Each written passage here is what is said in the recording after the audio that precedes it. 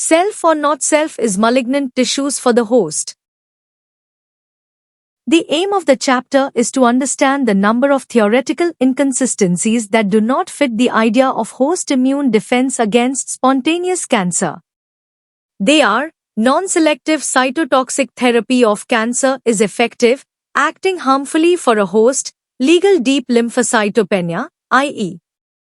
immunosuppression follows conventional cytotoxic therapy; high risk of new malignancies follows it too.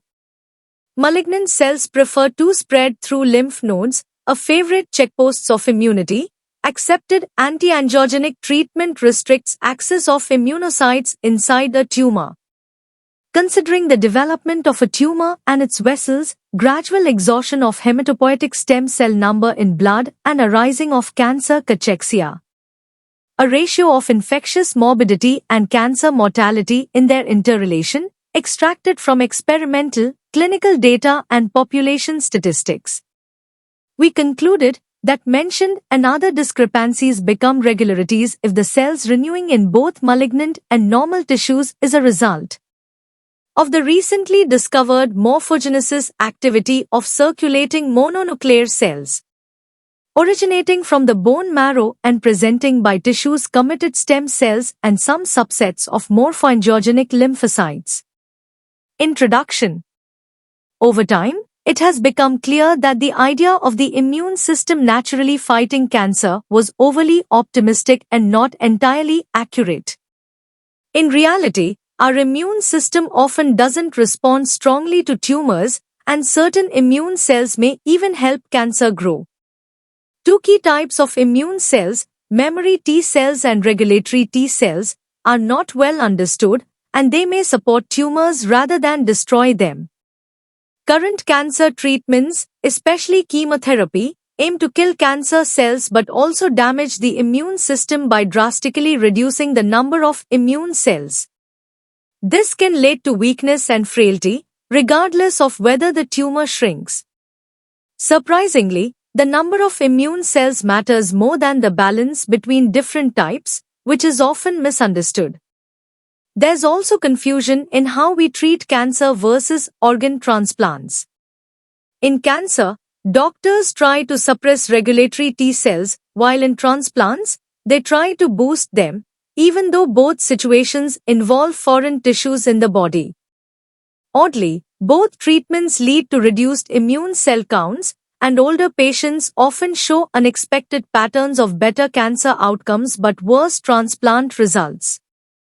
Tumors spread through blood and lymph nodes, where immune cells are supposed to protect us, yet still manage to thrive.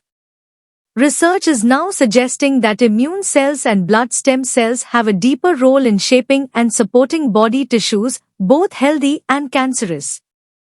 These new findings may change how we view cancer therapy and open the door to treatments that protect, rather than destroy, our immune system.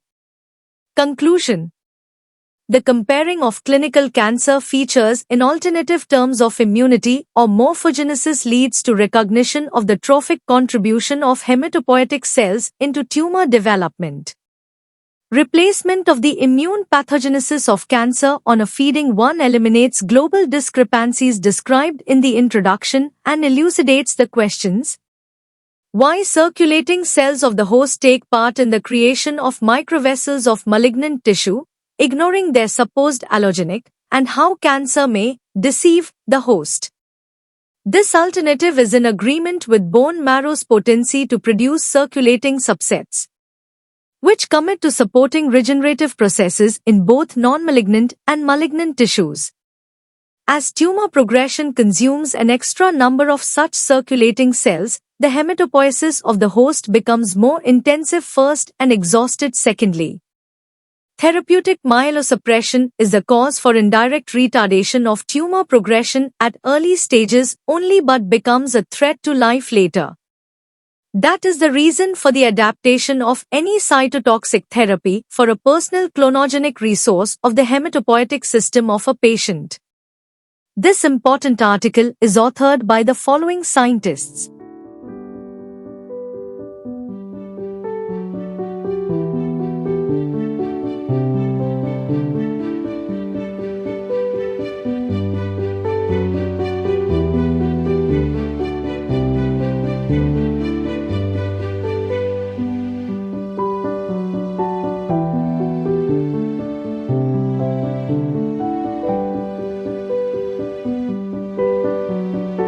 Thank you for watching this video. Please subscribe to our channel BP International to watch more videos in the fields of science, technology and medicine.